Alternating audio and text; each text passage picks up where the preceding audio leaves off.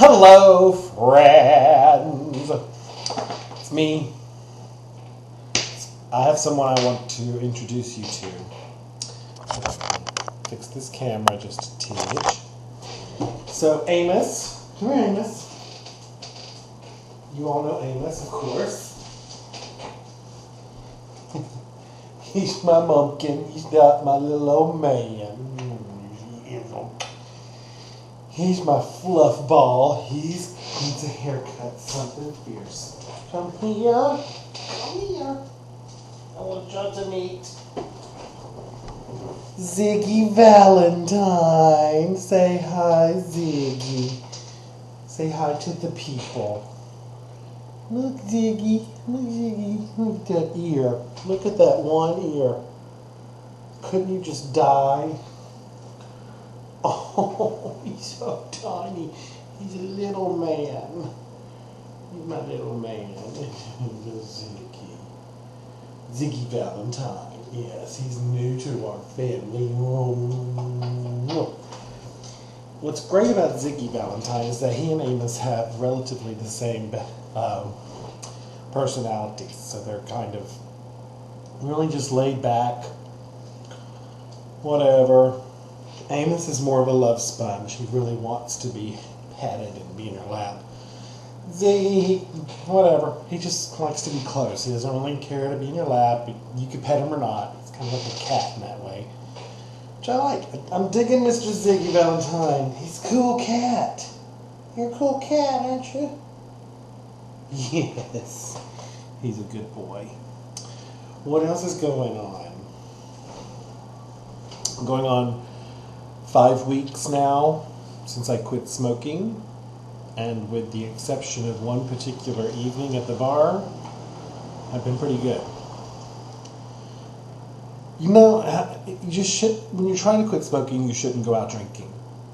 That's basically what it boils down to. Because I'm fine now during the day. I do not crave a cigarette at all day long. Don't want one. There was one time last week at the end of the week, got really busy and stressed out at work, and suddenly it popped into my head, oh wow, I wish I had a cigarette.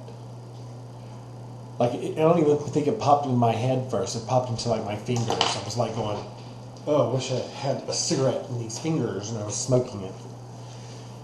But when you go out and you go drinking, especially drinking with people who are drinking and smoking cigarettes, then it's really tough then, because you're drinking and alcohol makes you sleep with people you don't even know. I mean, how easy is it to smoke a cigarette that you've been smoking for the past 14 years? So that night was not particularly good. So I smoked quite a few cigarettes that night, but for the most part, 5 weeks with smoking, and I've been feeling really good about that. I don't feel so good today, though. One of my tonsils is a little swollen. My voice is a little cracky, so I don't know what that's about. I'm hoping all the sickness and stuff is behind me, because I was sick for a long time, and that sucked. What else? So, obviously, if you follow my blog, you know that Becky and I have auditioned for The Biggest Loser. We sent in our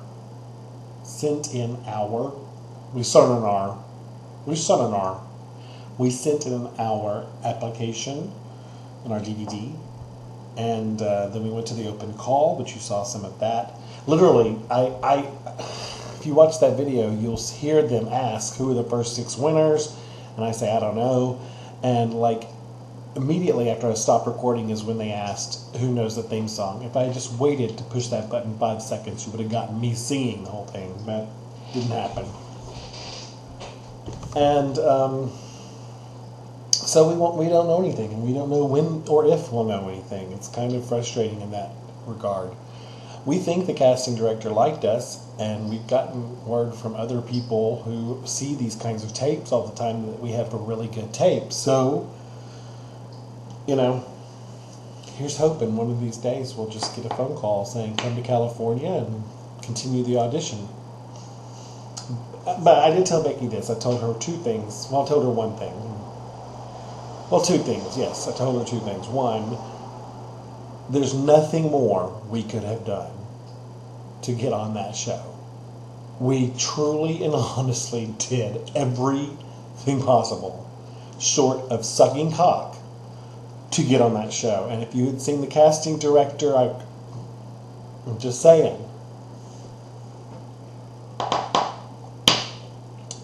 Two, regardless whether or not we get on the show or not, even if we don't get on the show, this past week of doing this crazy stuff with Rebecca Randall was well worth it.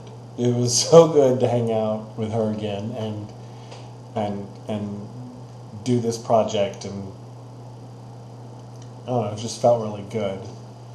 And also, it felt really good to get the encouragement and support of so many of our friends on our blog and our Facebooks and MySpace pages.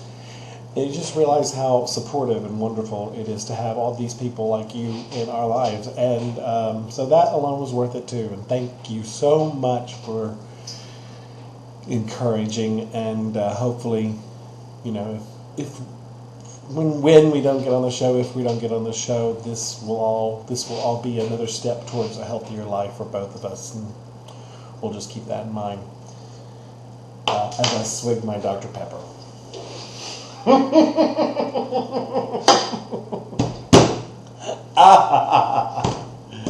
So yeah, that's about it.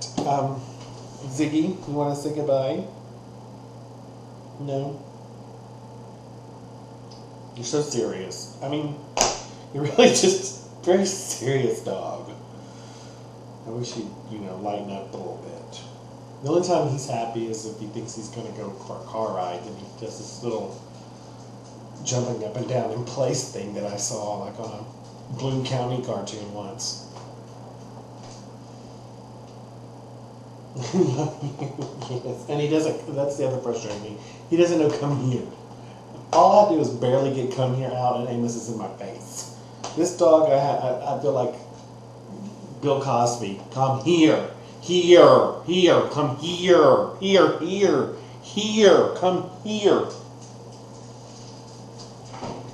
Also, Ziggy has allergies, so all he can eat is prescription dog food, hypoallergenic, low calorie, which all I'm hearing is cha-ching, cha-ching, cha-ching, cha-ching.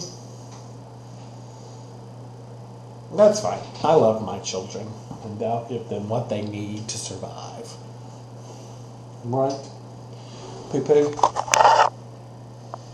Right, Amos? Hey, Ziggy? Where are you? That's where he stays. He has to be by my feet. No, right, Ziggy? Oh, in that one ear. And as you can see, I got him a bed to be next to Amos, but he doesn't use it. Weird. Anyway, that's enough for me. I hope everybody is having a good March. My birthday's coming up next week. I'll be 37 years old.